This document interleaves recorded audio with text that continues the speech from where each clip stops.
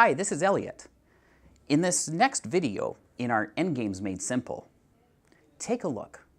We started, remember, with the rook checkmate, and we had three simple principles. Put your pieces in the middle, force the king to the edge, and then checkmate him in the corner.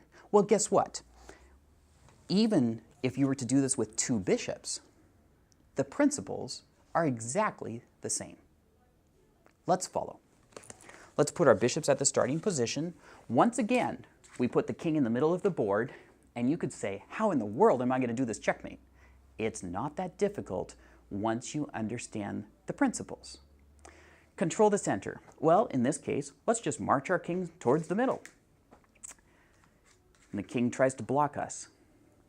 And now here already, as you move your bishops, look carefully. This king wants to stay in the middle. What can we do to drive him back and move our pieces to the middle? How about the bishop moves here, taking away both of these squares at the same time? The king is forced back, and how about we just move our king towards the middle? Once again, there's many moves that would accomplish this, but we're simply trying to get our king and our bishops to the middle of the board. We don't care where black's king goes at this stage. We moved our king up, the king moves over, and we could again do it multiple ways. One would be just move the bishop. The other one is bring the other bishop to the middle. Check. And if black's king tries to stay near the middle, now, once again, we move to the middle, taking away the squares. Black's king retreats, our king moves to the middle, and we've accomplished step one. Our pieces are in the middle. So now how do we force the king to the edge? Suppose that black's king tries to avoid the edge in the corner. That means he's going to stay as close to the center as he can. In this case, he doesn't want to retreat or go to a corner. He moves here. And now comes the key question to ask. If it was black's turn, where would he move next to stay close to the middle? Once you know that, take away that square, and you will force the king to the edge. In this case, if it was black's turn, he would move back here to stay near the middle. How do we take away that square? Yes. Do you see it? Bishop d5. We keep taking away this one. We also take away this one. The king cannot advance because these are taken away by our king. He must retreat. And how do we advance? Move our king forward. Now the king again tries to stay near the middle. He moves this direction. Let's bring all of our pieces together. Where would the king move next if he tried to stay near the middle? Probably back here. Well, be careful. If you're thinking that if the king moves back here, we should just take away that square, that is the correct question, but if you answered it by doing this, you've given the king an escape square closer to the middle.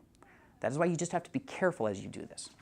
So to take away this square over here, how about use the bishop? Now you have the bishops side by side. The king can no longer stay near the middle. If he avoids the edge and moves this way, the question once again is, where would the king move next? Probably back here. How do we take away that square? Well, if we did it with the bishop, we've given a different square that's close to the middle. Therefore, let's use the king. Notice these two bishops are cutting the king off here. This king is now taking away that square. The king is finally forced to the edge.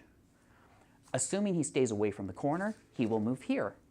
And let's move our bishop forward one, taking away that last square. The king is trapped on the edge of the board. Goal number 2 has been accomplished. You control the center, you put your pieces in the middle, you force the king to the edge. What's the final step? That's right, checkmate in the corner. How do we do that? Well, again, it's fairly simple. We've moved here. Black's king does not want to get checkmated in the closest corner. He stays near the middle, so he moves this way. Where do we move? Where's he going to move next? Well, he's going to move this way, and the reality is in the middle, he could go either direction. We don't really care which one. So the simplest is he's already trapped. He cannot go here. Actually, take that back. Why don't we force him here? He's closer to that side. In that case, let's take away this square. Bishop here. Do you see how it takes it away? Now the king moves this direction. Now, tricky point. Where's the king going to move next? You might assume the king's going to move back towards here. But in reality, he probably wants to get off the edge instead. So this becomes the more important square to control. If you retreat your bishop, then he runs away again. So how about it's time to use the king? Take it away. The king tries to avoid the corner. And do you see the move now? One by one, you're going to take away these squares until it is checkmate.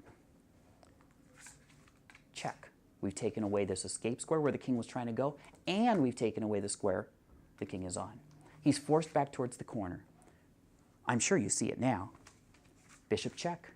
The king runs to the corner, and right here, notice, he's trying to escape. Again, cover it with our king. The king is in the corner, and I sure hope you did not play stalemate. If you took away this next square, stalemate again. Remember that trick. It always crops up in endgames. Instead, if it was black's turn, where would he move? He would move here. You play check, and you're very close to mate. So another waiting move. Which one do you want to play? There's many you could do. Bishops are really nice because you can just back them up one square. King comes back over. You play check and checkmate. So do you get it? Again, the same three principles as a king and rook checkmate. Bring your pieces to the center. Force the king to the edge by asking the question, where's he going to move? And then take away square by square along the edge till you're in the corner and you do the final checkmate. Just remember, never stalemate. Look carefully, take your time, and have fun with these endgames.